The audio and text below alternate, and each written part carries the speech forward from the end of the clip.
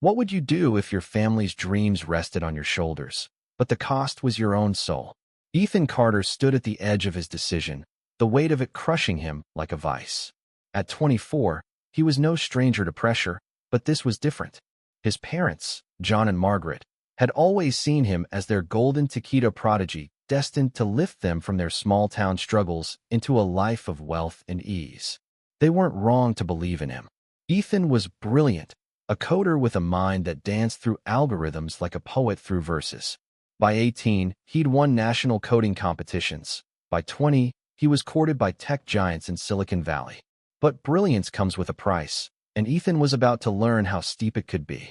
Growing up in a crumbling house in rural Ohio, Ethan knew his parents' sacrifices.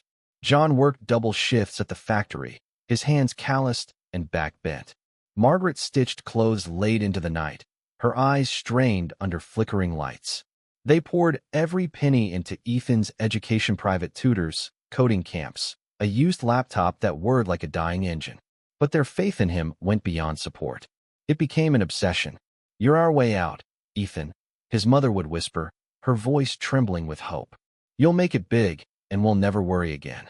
Ethan nodded, driven by love and duty, but the words sank into him like stones. By the time Ethan was 22, his parents had taken out loans, massive, suffocating loans. They mortgaged the house, borrowed against their savings, and sank into debt with predatory lenders, all on the gamble that Ethan's talent would pay off. They didn't ask him. They assumed. "It's an investment," his father said, waving away Ethan's protests. "You'll be a millionaire by 25. We're just getting a head start." The numbers were staggering, $200,000 and climbing, with interest rates that devoured hope. Ethan felt the noose tightening.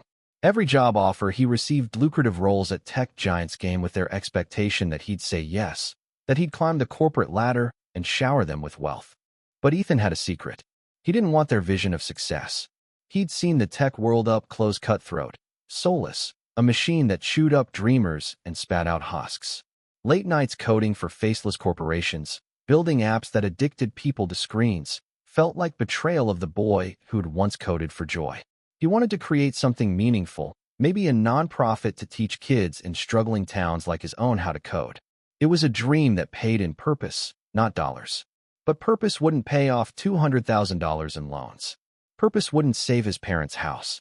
The confrontation came on a rainy evening in their cramped kitchen.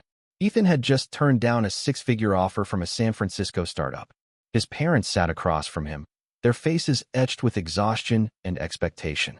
"I'm not taking the job," Ethan said, his voice steady but his heart racing. "I want to start something of my own, something that matters." The silence was deafening. His mother's eyes widened, then narrowed. "What are you saying?" she whispered. His father slammed his fist on the table. "After everything we've done? You're throwing it all away." The words spilled out accusations, pleas, rage. They called him selfish, ungrateful, a traitor to the family. "We bet everything on you," his mother screamed, tears streaming. "You owe us." Ethan felt like he was drowning. He loved them, but their dream was a cage. He tried to explain his vision, his need to live for himself, but their pain drowned him out. To them, his refusal was betrayal, a rejection of their sacrifices. That night, he left, carrying only a backpack and the weight of their words. He moved to a cheap apartment in Columbus, scraping by on freelance gigs while building his nonprofit. Each line of code he wrote felt like a rebellion, a step toward freedom, but also a cut deeper into the rift with his family. Months passed. The calls from his parents stopped. The loans defaulted, and the house was lost. Ethan heard through a cousin that his parents had moved into a small apartment, their pride shattered. Guilt gnawed at him, but so did resolve. His nonprofit was growing. Kids from broken homes were learning to code, finding hope in lines of Python and JavaScript. Ethan saw himself in their wide eyes, their hunger for a future they could shape. He wasn't rich, but he was alive in a way he'd never been. One day, a letter arrived. It was from his mother, her handwriting shaky. "We were wrong to put our dreams on you," it read. "We're proud, even if it hurts." Ethan's eyes stung as he read it, the first bridge back to his family. It wasn't forgiveness, not yet, but it was a start. He realized then that family wasn't just duty, it was understanding, even when it came late. Ethan kept coding, not for wealth, but for meaning, knowing some debts could never be paid, but some dreams could still be saved.